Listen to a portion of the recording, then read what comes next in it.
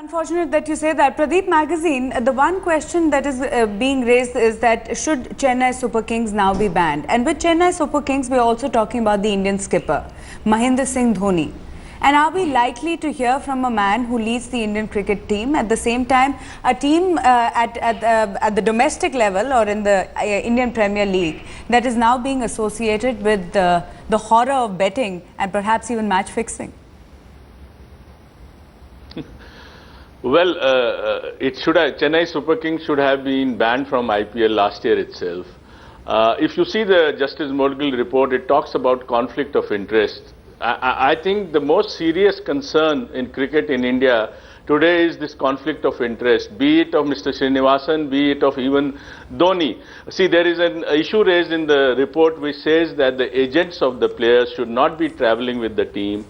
Find out which agent is traveling with the team and how much has he traveled. You would know that he's connected with the Indian captain. There were issues raised also of the fact that the Indian captain probably had shares in his own agency which has hired him as well as other players. So these are very, very serious, grave issues. Who addresses them? Mr. Srinivasan cannot, because he himself is a compromised man, and the Indian team captain is also the captain of his own team.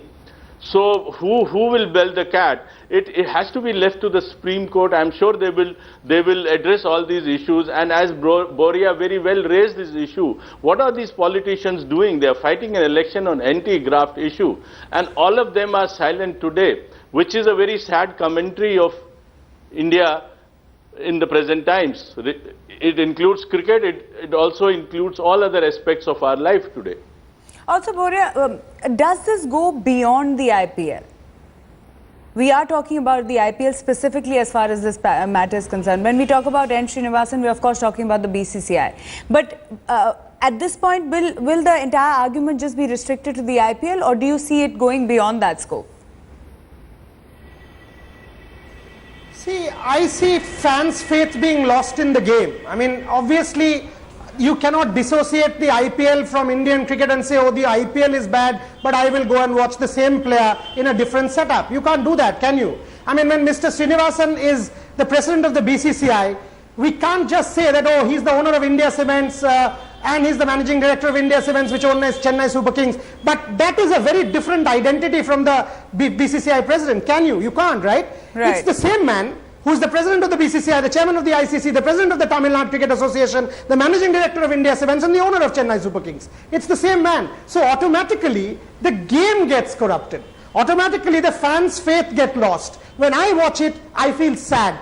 That's why the plea is, and I say it very clearly, I have little hope from the board.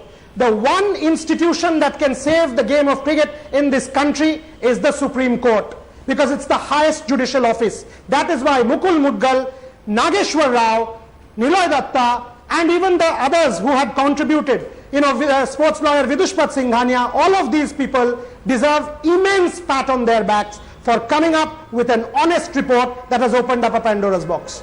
Mr. Bedi, you also wanted to say something. Yes, I wanted to say something that, when this IPL was taken to South Africa, second edition, the president of BCCI, who now was the treasurer then. And despite all the notices that have gone to the BCCI, there's no communication from the IPL side to the government of India. And there's one fugitive who is sitting prettily in England, right? And there's no authority in this country which can bring him back. And to explain the amount of money that was laundered away. This is unreal, absolutely unreal. And I promise you, IPL has to go. I've been saying this for quite a long time. IPL is bad news for Indian cricket. Tell me, there is a lot of T20 going on around the world. We have the World Cup, we've got even the 50 overs World Cup. Why is it that everything revolving around the IPL is corrupted and not elsewhere? Tell me.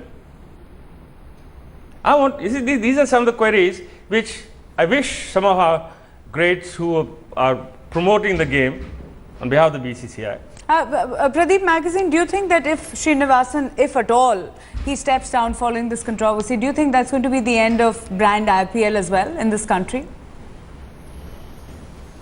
No, no. Why should Never see? We should say. See, IPL is bad news. People may disagree or agree, but the point is that there is corruption. If there is corruption, and if one man has to go, the Indian cricket body has to set an example that corruption won't be tolerated, conflict of interest won't be tolerated.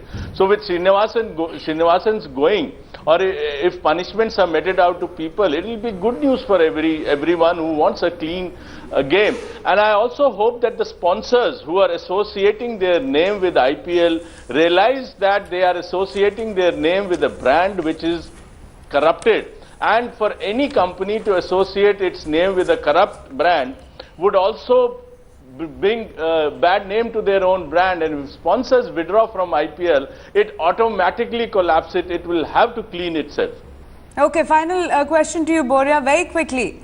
There is one sealed envelope that has also been submitted. We do not know the contents. Is there more going to come out as far as this entire betting scandal and the match fixing scandal is concerned?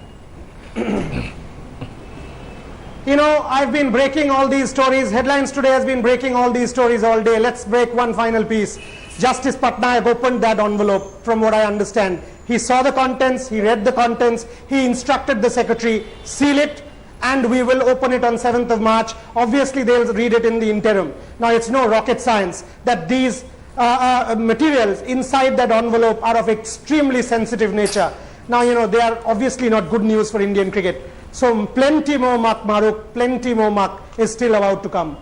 Okay, on that note, Bishan Singh Bedi, Pradeep Magazine, Boria Majumdar, Ranjit Kumar and Aditya Soni, thank you so much for joining me on Newsnight this evening. There is more muck coming out as far as Indian cricket is concerned. Not good news for all the millions of fans who really enjoy and cherish this game. On that note, thank you so much from me and my team here on Newsnight. Thank you so much for joining us.